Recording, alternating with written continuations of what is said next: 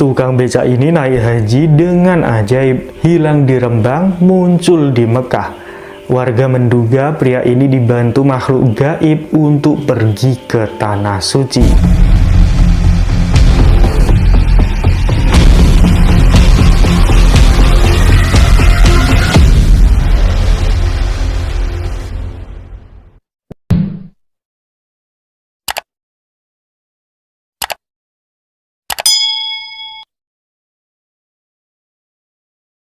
Pada tahun 2016 lalu, kejadian tak masuk akal terjadi pada seorang tukang becak yang pergi haji secara ajaib. Pasalnya, pria yang bernama Kasrin ini pergi haji dengan kilat. Ia menghilang di Rembang, Jawa Tengah dan muncul di kota suci Mekah, Arab Saudi. Tentu saja hal ini pun membuat semua orang jadi heboh. Bahkan keluarganya pun terkejut dengan kejadian di luar nalar tersebut. Nah sobat, berikut ini kisah selengkapnya.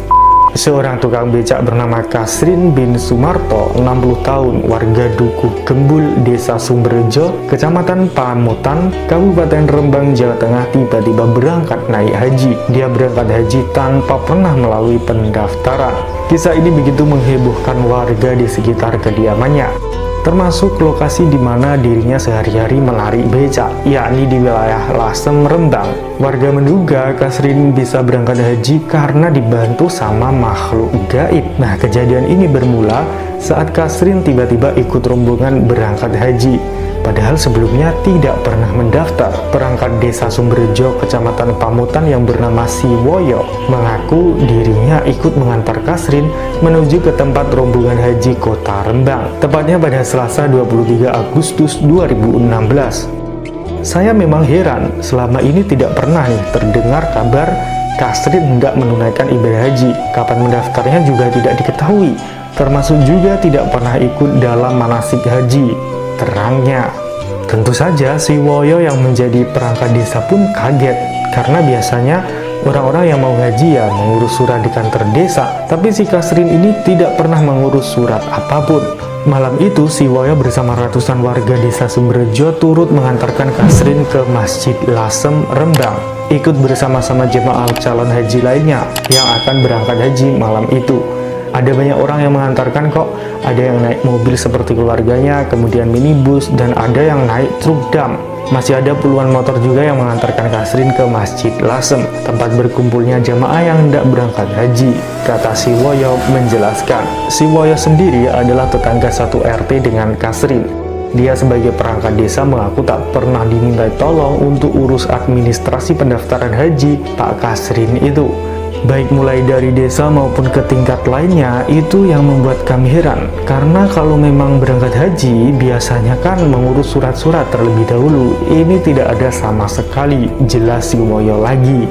Meski dengan penuh rasa keheranan, namun para tetangga tersebut tetap mengantarkan Kasrin hingga ke Masjid Lasem. Nah, disinilah keanehan mulai terjadi.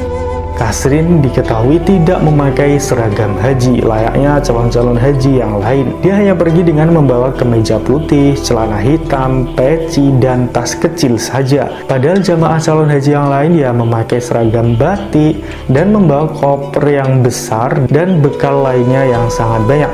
Selain Siwoyo, kepala desa Kalitengah yang bernama Ansori juga mengantar Kasrin dengan mobilnya.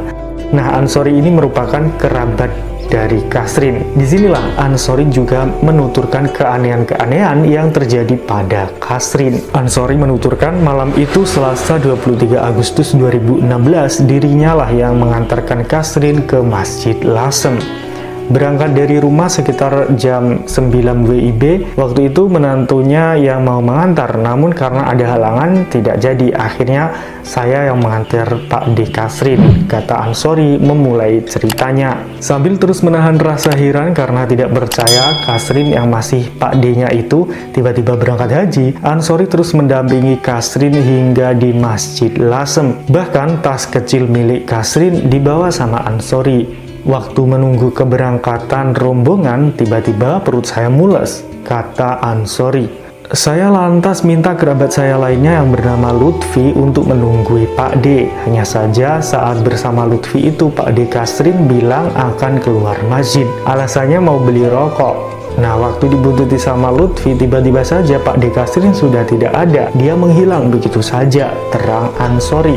Saat sedang mencari Kasrin itulah Ansori diberitahu bahwa orang yang dicarinya ada di bagian selatan Masjid Lasem. Tidak lama dicari ke lokasi tersebut, ada yang mengatakan jika Kasrin sudah naik bus rombongan haji asal Kecamatan Sarang.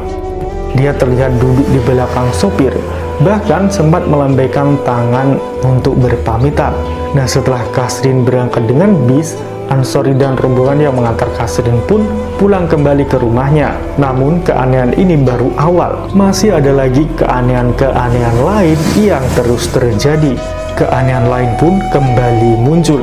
Saat orang-orang lagi pada tidur ya, habis mengantar Kasrin, tiba-tiba sekitar pukul 23 WIB, Kasrin diketahui menelepon keluarganya dan mengatakan sudah sampai di Gedung Haji Rembang, tempat jamaah haji di kota Rembang berkumpul. Dia bilang siap untuk diberangkat ke asrama haji Dono Hudan di Solo. Padahal saat itu rombongan haji yang ada di Masjid Lasem belum berangkat. Jadwal pemberangkatan jamaah dari Masjid Lasem ke asrama haji itu pukul 1.30. Lah terus tadi Kasrin naik bis bareng siapa ya? Nah, setelah mendapat kabar dari Kasrin itu, keluarga Kasrin pun tidur lagi. Namun keanehan terjadi lagi. Sekitar jam 1.30 dini hari,